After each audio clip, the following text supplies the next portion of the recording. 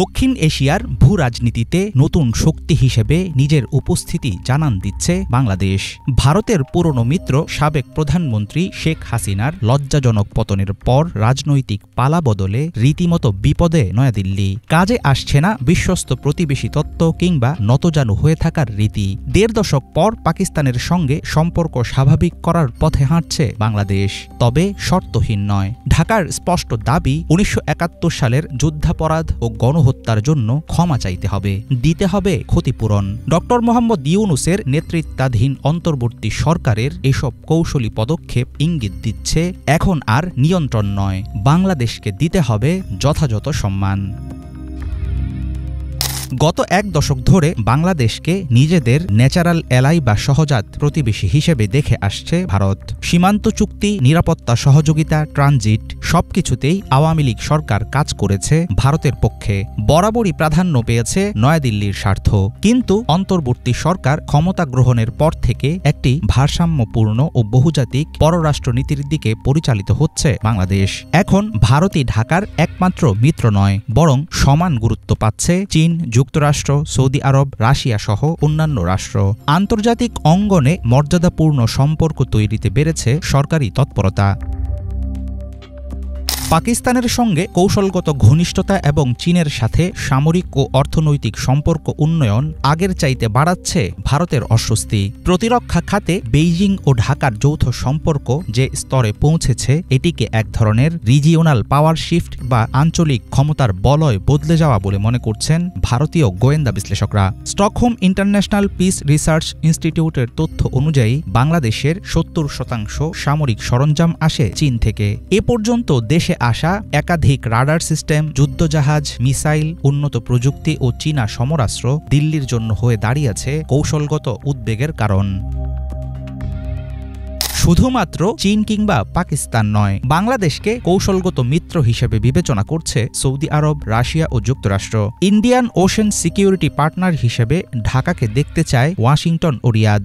মার্কিন Indo Pacific প্ল্যানে বাংলাদেশের অংশগ্রহণ ও সৌদি আরবের অর্থনৈতিক জোন প্রতিষ্ঠা ভারতের জন্য হতে পারে বড় চ্যালেঞ্জ, কারণ এসব ক্ষেত্রে একচেটিয়া সুবিধা পেয়ে আসছিল নয়াদিল্লি। সীমান্ত রাজনীতি, এনআরসি, সিএএ ও তিস্তা চুক্তির মতো নানা কারণে বাংলাদেশে তীব্র হচ্ছে ভারত বিরোধী মনোভাব। এমন বৈরী পরিস্থিতিতে দিল্লির চিরশত্রু ইসলামাবাদের সঙ্গে ঢাকার ঘনিষ্ঠতা ভারতের কাঁটা ঘায়ে দিচ্ছে নুনের ছিটে। অন্তর্বর্তী সরকারের প্রধান হিসেবে ড. ইউনূস খুব হিসেব করে দিচ্ছেন কূটনীতির প্রতিটি চাল।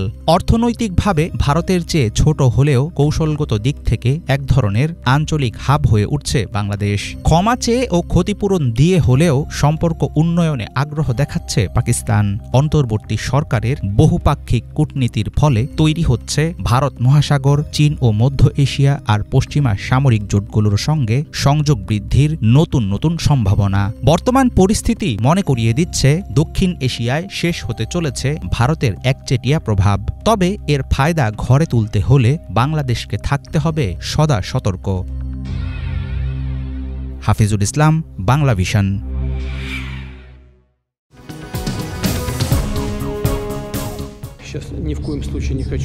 অস্থিতিশীল মধ্যপ্রাচ্যে নতুন কৌশল নিয়ে হাজির হচ্ছেন রুশ প্রেসিডেন্ট ভ্লাদিমির পুতিন। দেশটির সাম্প্রতিক এক পদক্ষেপ সেই বার্তাই দিচ্ছে। মধ্যপ্রাচ্যে প্রতিদ্বন্দ্বী যুক্তরাষ্ট্রের চলমান আধিপত্যে বাগড়া দিতে এবারে আফগানিস্তানের ক্ষমতাসীন তালেবানকে দলে ভেড়াচ্ছেন তিনি। এর অংশ হিসেবে ঐতিহাসিক এক সিদ্ধান্তে তালেবানকে সন্ত্রাসী তালিকা থেকে বাদ দিয়েছে রাশিয়া। ২২ বছর ধরে এই তালিকায় ছিল তালেবান গোষ্ঠী। এটি আফগানিস্তানের ব্যাপারে মস্কোর পররাষ্ট্রনীতিতে বড়সড় অবস্থান বদল। এর মধ্য দিয়ে নতুন করে দেশটিতে সক্রিয়তা বাড়াতে পারবে মস্কো। রুশ ও আন্তর্জাতিক বিভিন্ন সংবাদ মাধ্যম জানিয়েছে, রুশ প্রসিকিউটর জেনারেল অফিসের এক পিটিশনের জবাবে ১৭ এপ্রিল রাশিয়ার সুপ্রিম কোর্ট তালেবানকে সন্ত্রাসী গোষ্ঠীর তালিকা থেকে বাদ দেওয়ার রায় দেয় এবং তাৎক্ষণিকভাবে সেটি কার্যকর হয়। এর আগ পর্যন্ত ২০০৩ সালের সন্ত্রাস আইন অনুসারে তালেবানের সাথে যে কোনো ধরনের যোগাযোগ বা সংযোগ শাস্তিযোগ্য অপরাধ ছিল রাশিয়ায়। মস্কো জানিয়েছে তারা আফগানিস্তানের সঙ্গে স্থিতিশীল সম্পর্ক প্রতিষ্ঠায় আগ্রহী। এরই অংশ হিসেবে এই সিদ্ধান্ত এলো। তালেবানের সাথে সম্পর্ক সহজ করার উদ্দেশ্যে সাম্প্রতিক বছরগুলোতে বিভিন্ন ইস্যুতে বেশ কয়েকবার তাদের প্রতিনিধিদের আমন্ত্রণ জানায় রাশিয়া। গত বছর আইএস সহ বিভিন্ন গোষ্ঠীর বিরুদ্ধে লড়াইয়ে তালেবানকে মিত্র বলে উল্লেখ করেন পুতিন। অক্টোবরে রাশিয়ার পররাষ্ট্রমন্ত্রী সের্গেই লাভরভ বলেন, আফগানিস্তানের সাথে রাজনৈতিক, বাণিজ্যিক ও অর্থনৈতিক সম্পর্ক উন্নয়নের বিষয়টিকে এগিয়ে নেবে মস্কো। দক্ষিণ পূর্ব এশিয়ায় গ্যাস রপ্তানির জন্য আফগানিস্তানের মধ্য দিয়ে ট্রানজিট পেতে আগ্রহী রাশিয়া।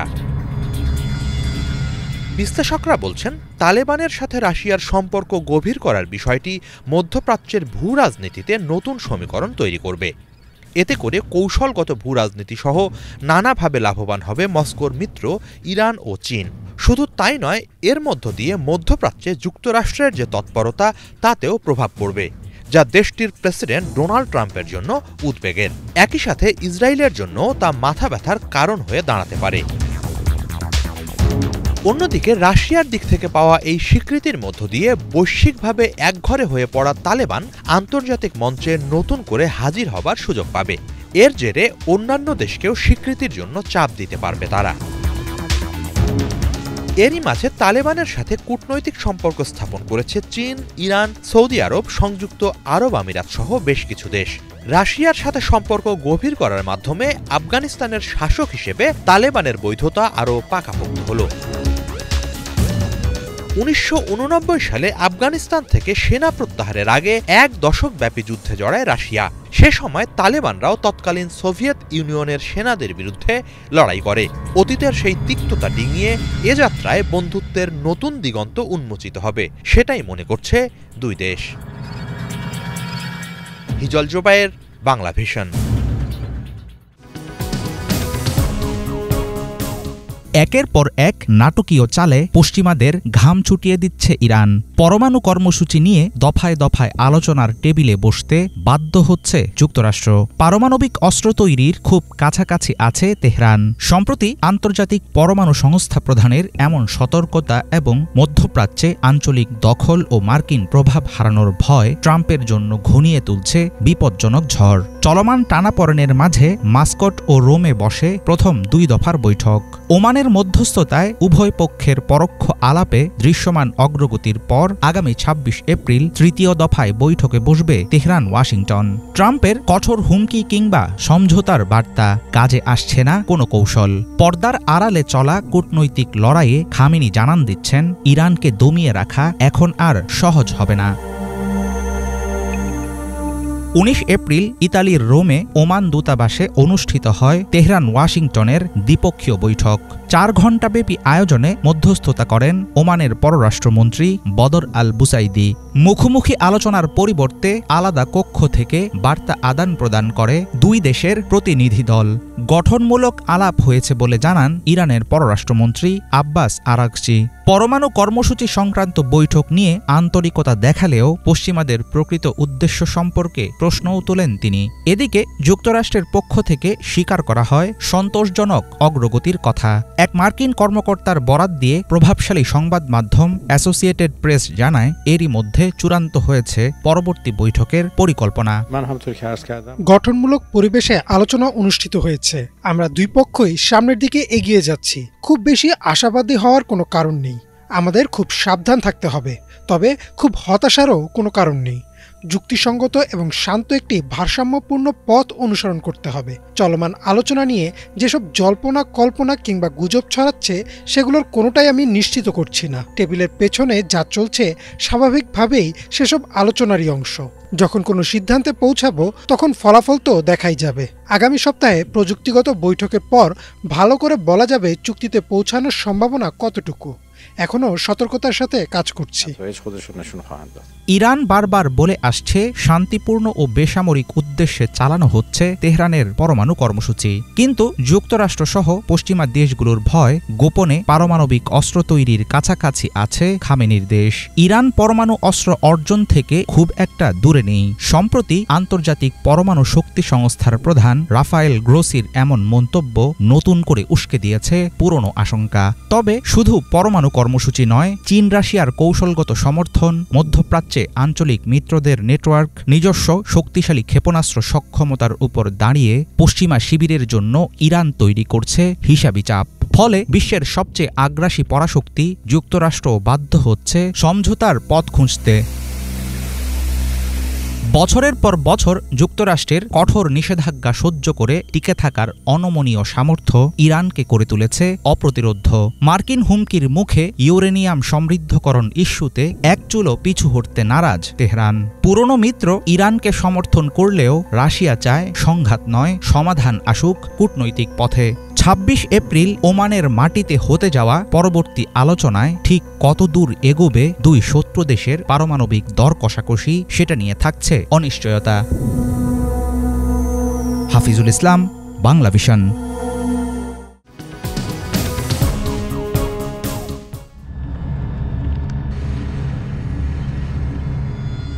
ইরানের পারমাণবিক স্থাপনায় হামলার পরিকল্পনা থেকে এখনও সরেনি ইসরায়েল। চলতি বছরের শুরু থেকেই বিভিন্ন সম্ভাব্য সময় নির্ধারণ করে ওয়াশিংটনের দরজায় একাধিক পরিকল্পনা পেশ করেছে তেল আবিব। স্ট্রাইক প্ল্যানে রয়েছে fighter attack, drone strike, satellite network ও ইরানের মাটির নিচের গোপন স্থাপনায় স্পেশাল ফোর্সের অভিযান। এসব কার্যকর হলে অন্তত ১ বছরের জন্য থামিয়ে দেয়া যাবে তেহরানের পরমাণু সমৃদ্ধকরণের অগ্রগতি, এমনটাই বিশ্বাস নেতানিয়াহু ও তার সামরিক বাহিনীর যুদ্ধবাজ জেনারেলদের। তবে তেল আবিবের ষড়যন্ত্রে রাজি নন মার্কিন প্রেসিডেন্ট ডোনাল্ড ট্রাম্প। কূটনৈতিক সমাধানের উপর জোর দিয়ে তিনি আটকে দিচ্ছেন ইরানে আগ্রাসনের পথ। কিন্তু ইসরায়েলকে খেপিয়ে কেন এমন পদক্ষেপ নিয়েছে যুক্তরাষ্ট্র? ধ্বংসাত্মক অভিযান চালিয়ে ইরানের পরমাণু সক্ষমতায় জোরালো ধাক্কা দেওয়ার ইচ্ছা বহুদিন থেকেই জানিয়ে আসছে ইসরায়েল। ব্রিটিশ বার্তা সংস্থা রয়টার্সের এক অনুসন্ধানী প্রতিবেদনে উঠে এসেছে, গত কয়েক মাস ধরেই ওয়াশিংটনের নীতি নির্ধারকদের উপর চাপ সৃষ্টি করছে ইসরায়েল। হোয়াইট হাউসের করিডোরে ঘুরপাক খাচ্ছে তেহরানের উপর হামলার নানা ধরনের পরিকল্পনা। নিউ ইয়র্ক টাইমসের তথ্য অনুযায়ী ট্রাম্প ও নেতানিয়াহুর মধ্যে অনুষ্ঠিত এক গোপন বৈঠকে মার্কিন প্রেসিডেন্ট সাফ জানিয়ে দেন এই মুহূর্তে সামরিক হামলা নয়, বরং কূটনৈতিক সমঝোতা চায় ওয়াশিংটন। এমন পরিস্থিতিতে সীমিত পরিসরে হলেও এককভাবে ইরানে হামলার কথা ভাবছে ইসরায়েল।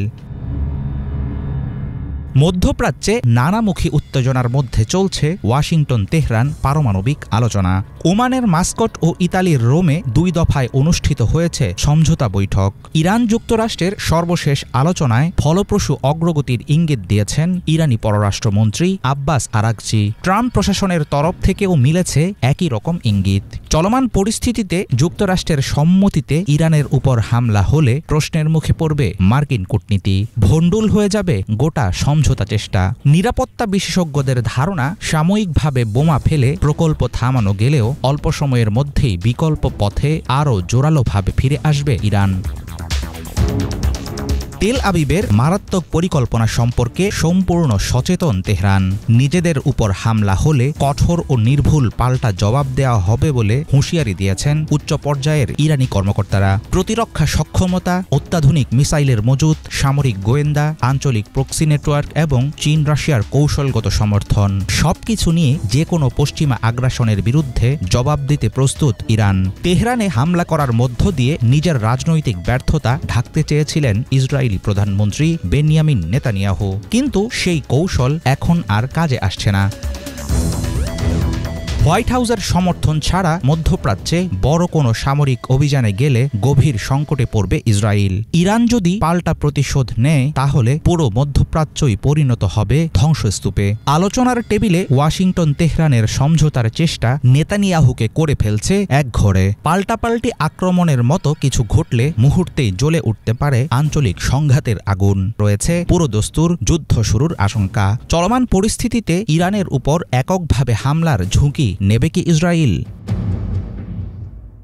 হাফিজুল ইসলাম, বাংলা ভিশন।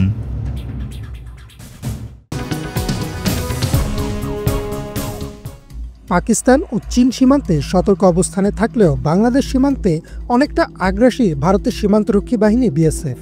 হিউম্যান রাইটস ওয়াচের 2011 সালের একটি প্রতিবেদন মতে বাংলাদেশ সীমান্তে বিএসএফ শুট টু কিল নীতি গ্রহণ করেছে, অথচ ভারত বরাবরই নিজেদের বাংলাদেশের বন্ধুরাষ্ট্র হিসেবে দাবি করে আসছে। বিগত সরকার যেখানে বলেছিল ভারতকে যা দিয়েছি তা তারা আজীবন মনে রাখবে, সেখানে সেই সরকারের আমলেই সীমান্তে 700 জনেরও বেশি মানুষকে হত্যা করেছিল বিএসএফ। অনেক বিশ্লেষকের মতে পাকিস্তান বা চীন সীমান্তে তেমন শক্ত অবস্থানে থাকতে পারে না বলেই বাংলাদেশ সীমান্তে তথাকথিত বীরত্ব দেখায় বাহিনীটি। চীনের সাথে 1962 সালে প্রথম পূর্ণাঙ্গ যুদ্ধে জড়ায় ভারত। সেই যুদ্ধে ভারতের শোচনীয় পরাজয় হয়, আর আকসাই চীনের অঞ্চল চলে যায় চীনের দখলে, যা এখনও উদ্ধার করতে পারেনি ভারত। ইন্দো চীন ইতিহাসে এটাই ছিল ভারতের সবচেয়ে বড় পরাজয়। এরপর 1987 সালে আবারও দুই দেশের মধ্যে উত্তেজনা দেখা দেয় ভারতের অরুণাচল প্রদেশে। তবে সেবার আগেভাগেই চীনের সাথে সমঝোতায় আসে ভারত। এরপর 2013, 2017, 2020 ও 2021 সালেও দুই দেশের সীমান্তে সৃষ্টি হয় উত্তেজনা। প্রতিবারই বেশ ক্ষয়ক্ষতির সম্মুখীন হয় ভারত। এর মধ্যে 2020 সালে কোনো অস্ত্রের ব্যবহার না করেই চীনের সৈন্যরা ভারতীয় বাহিনীর 20 জনকে হত্যা করে। দুই দেশের চুক্তি অনুযায়ী ভারত চীন সীমান্তে কোনো বাহিনী অস্ত্র ব্যবহার করতে পারে না। একই অবস্থা পাকিস্তান সীমান্তেও। 1947 সালে স্বাধীনতার পরপরই কাশ্মীর দখল করে নেয় পাকিস্তান। শুরুতে কিছুটা প্রতিরোধ গড়ে তুললেও জাতিসংঘের হস্তক্ষেপে যুদ্ধবিরতি ঘোষণা হয়, আর কাশ্মীরের একটা বড় অংশ চলে যায় পাকিস্তানের দখলে। এরপর 1965 সালে আবারও যুদ্ধে জড়ায় দুই দেশ। মূলত পাঞ্জাব ও কাশ্মীরে হয় এই যুদ্ধ। এবারও বেশ ক্ষতির সম্মুখীন হয় ভারত, যদিও এই যুদ্ধে কোনো পক্ষই বিজয়ী হয়নি। সর্বশেষ 1999 সালে কার্গিল যুদ্ধেও ভারতীয় বাহিনী বেশ ক্ষয়ক্ষতি হয়, যদিও এই যুদ্ধে ভারত বিজয়ী হয়। ঠিক একই অবস্থা হয়েছিল বাংলাদেশ সীমান্তেও। 2001 সালে বড়াইবাড়িতে মাত্র 8 জন বিডিআর সদস্যের কাছে শোচনীয় পরাজয় বরণ করে নিয়েছিল ভারতীয় বাহিনী। তাদের সৈন্যদের মধ্যে বেশ কয়েকজন হতাহতও হয়েছিল। এমনকি বাংলাদেশ সীমান্তের ভেতর 15টি মরদেহ ফেলে পালিয়ে গিয়েছিল ভারতীয় বাহিনী। কিন্তু তৎকালীন আওয়ামী লীগ সরকার ভারতকে আশ্বাস দেয় যে এমন পরিস্থিতি ভবিষ্যতে আর হবে না। হয়েছিলও ঠিক তাই। আওয়ামী লীগের 16 বছরের শাসনামলে প্রায় প্রতিদিনই সীমান্তের সাধারণ মানুষকে হত্যা করত বিএসএফ। অধিকার আইন ও সালিশ কেন্দ্র বা হিউম্যান রাইটস ওয়াচের প্রতিবেদন অনুযায়ী 2008 থেকে 2023 পর্যন্ত সীমান্তে 700-রও বেশি মানুষকে হত্যা করেছে ভারতীয় বাহিনী। জবাবে বাংলাদেশের পক্ষ থেকে দৃশ্যত কোনো পদক্ষেপই নিতে দেখা যায়নি। উল্টো সাবেক প্রধানমন্ত্রী শেখ হাসিনা বলেন, ভারতকে যা দিয়েছি তা তারা আজীবন মনে রাখবে। তবে 5 আগস্ট আওয়ামী লীগ সরকারের পতনের পর থেকে পাল্টে গেছে পরিস্থিতি। 2025-এর শুরু থেকে বেশ কয়েকবার সীমান্তে অবৈধভাবে কাঁটাতারে বেড়া নির্মাণের চেষ্টা করে বিএসএফ, তবে এবার শক্ত প্রতিবাদ জানায় বিজিবি। ফলে পিছু হটতে বাধ্য হয় ভারতীয় বাহিনী। বিজিবির প্রতি বর্তমান সরকারের কঠোর নির্দেশনা রয়েছে, সীমান্তে পিঠ দেখিয়ে নয় বরং বুক চিতিয়ে দাঁড়িয়ে থাকতে হবে। এমন পরিস্থিতিতে চীন বা পাকিস্তানের মতো বাংলাদেশ সীমান্তেও সতর্করূপে ফিরে আসবে বিএসএফ। ইমরান মাহমুদ, বাংলাভিশন।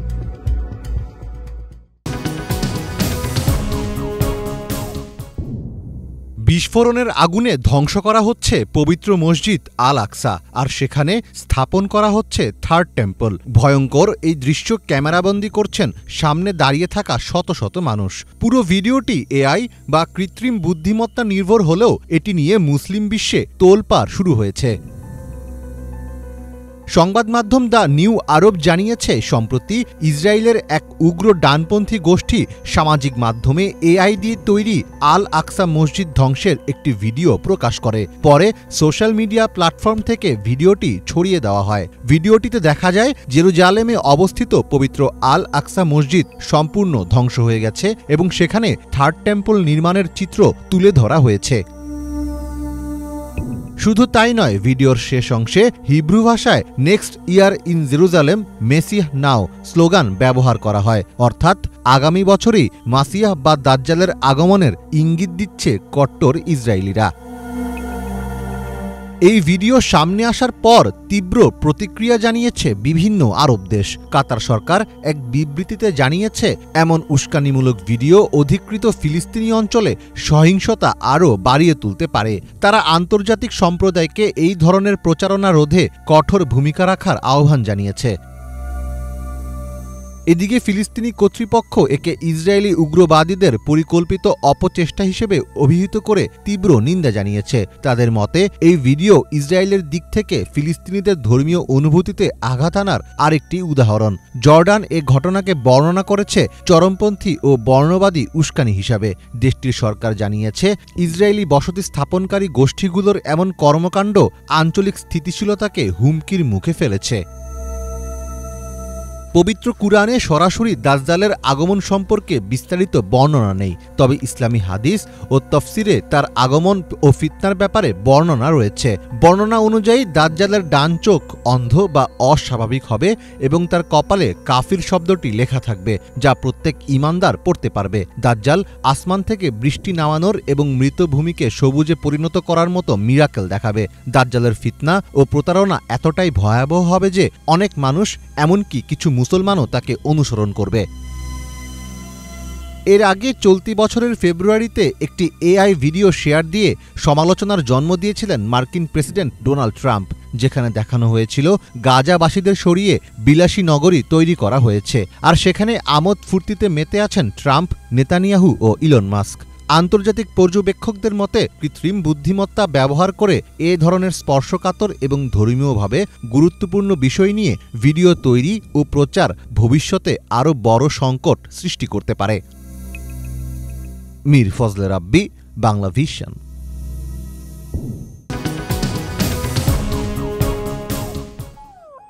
আবারও উত্তাল কাশ্মীর। 22 এপ্রিল ভারত নিয়ন্ত্রিত জম্মু ও কাশ্মীরে আন্তনাগ জেলার এক পর্যটন কেন্দ্রে ঘটে মর্মান্তিক হামলা। বিবিসির প্রতিবেদন অনুযায়ী হামলায় অন্তত 28 জন পর্যটক নিহত এবং 20 জনের বেশি আহত হয়েছেন। সাম্প্রতিক বছরগুলোর মধ্যে বেসামরিক নাগরিকদের উপর ঘটা সবচেয়ে ভয়াবহ হামলার একটি হিসেবে বিবেচনা করা হচ্ছে এই ঘটনাকে। বহু বছর ধরে কাশ্মীরে গুম, খুন ও ধর্ষণের মতো মানবতা বিরোধী অপরাধ করে আসছে ভারতীয় বাহিনী। এবার কি তবে নিজেদের অপরাধের মাসুল গুনছে ভারত? আল জাজিরা ও সংবাদ সংস্থা এপি জানিয়েছে, হামলাকারীরা সামরিক পোশাকে সজ্জিত ছিল এবং নিজেদের পুলিশ হিসেবে পরিচয় দিয়ে পর্যটকদের কাছে গিয়ে নাম পরিচয় জানতে চায়। পরবর্তীতে তারা হঠাৎ করে গুলি চালাতে শুরু করে। তারা ভুক্তভোগীদের কালেমা পাঠ করতে বলে এবং মুসলমানদের শনাক্ত করতে খতনা পরীক্ষা করে। যারা এই পরীক্ষায় উত্তীর্ণ হতে পারেননি তাদেরকে গুলি করে হত্যা করা হয়। এক নারী গণমাধ্যমকে জানান, একজন হামলাকারী তাকে বলেন, তোমাকে বাঁচিয়ে রাখা হয়েছে যাতে মোদিকে গিয়ে বলতে পারো কি ঘটেছে। এই হামলার দায় স্বীকার করেছে দ্য রেজিস্ট্যান্স ফ্রন্ট বা টিআরএফ নামের একটি সন্ত্রাসী সংগঠন, যা লস্কর ই তৈয়বার একটি ছায়া সংগঠন হিসেবেও পরিচিত। দ্য হিন্দুতে প্রকাশিত প্রতিবেদন অনুযায়ী টিআরএফ দাবি করেছে 2019 সালে কাশ্মীরে বিশেষ স্বায়ত্তশাসন বাতিলের পর বহিরাগতদের বসতি স্থাপনের বিরুদ্ধে প্রতিরোধ গড়ে তুলতেই এই হামলা চালিয়েছে। এই বর্বর হামলার পর ভারতের প্রধানমন্ত্রী নরেন্দ্র মোদী সৌদি সফর সংক্ষিপ্ত করে দেশে ফিরে আসেন এবং দোষীদের কঠোর শাস্তির প্রতিশ্রুতি দেন। গৃহমন্ত্রী অমিত শাহ কড়া পদক্ষেপের ঘোষণা দেন। হামলার নিন্দা জানিয়েছেন মার্কিন প্রেসিডেন্ট ডোনাল্ড ট্রাম্প, রাশিয়ার প্রেসিডেন্ট ভ্লাদিমির পুতিন, ইউরোপীয় কমিশনের president Ursula von der Leyen সহ বিশ্বের অনেক নেতা। কাশ্মীরের রাজনৈতিক ইতিহাস বহুদিন ধরেই রক্তাক্ত। 1947 সালে ভারত পাকিস্তান বিভাজনের পর থেকে অঞ্চলটি নিয়ে দুই দেশের মধ্যে চলে আসছে উত্তেজনা, যার বলি হন কাশ্মীরের সাধারণ মানুষ। 1989 সাল থেকে শুরু হয় সশস্ত্র বিদ্রোহ, যেখানে অনেক কাশ্মীরি স্বাধীনতা চাইতে শুরু করেন, কিন্তু ভারতের পক্ষ থেকে এটিকে পাকিস্তান সমর্থিত সন্ত্রাসবাদ হিসেবে অভিহিত করা হয়। বহু বছর ধরে কাশ্মীরে ভারতীয় নিরাপত্তা বাহিনীর বিরুদ্ধে গুরুতর মানবাধিকার লঙ্ঘনের অভিযোগ উঠেছে। হিউম্যান রাইটস ওয়াচ ও অ্যামনেস্টি ইন্টারন্যাশনালের রিপোর্ট অনুযায়ী নির্বিচারে গ্রেফতার, জোরপূর্বক গুম, ধর্ষণ এবং বিচার বহির্ভূত হত্যার মতো ঘটনা ঘটেছে। বিশেষ করে কুখ্যাত আর্মড ফোর্স স্পেশাল পাওয়ার অ্যাক্ট এর আওতায় ভারতীয় সেনাদের কাশ্মীরে প্রায় সম্পূর্ণ দায়মুক্তি প্রদান করা হয়েছে, যার ফলে সাধারণ মানুষ দীর্ঘদিন ধরে নির্যাতনের শিকার হচ্ছেন। 2019 সালে মোদী সরকার কাশ্মীরের সংবিধান স্বীকৃত স্বায়ত্তশাসন বাতিল করে অঞ্চলটিকে দুটি কেন্দ্রশাসিত অঞ্চলে ভাগ করে দেয়। এরপর থেকেই বহিরাগতদের জমি কেনার অধিকার দেওয়া হয়, ইন্টারনেট বন্ধ রাখা, রাজনৈতিক নেতাদের আটক, এসব পদক্ষেপ কাশ্মীরিদের মধ্যে তীব্র ক্ষোভ ও ভয়ের সৃষ্টি করে। অনেক বিশ্লেষকই মনে করেন পাহলগামের হামলা সেই দীর্ঘদিনের দমননীতি ও আধিপত্যের একটি রক্তাক্ত বহিঃপ্রকাশ। ইমরান মাহমুদ, বাংলা ভিশন।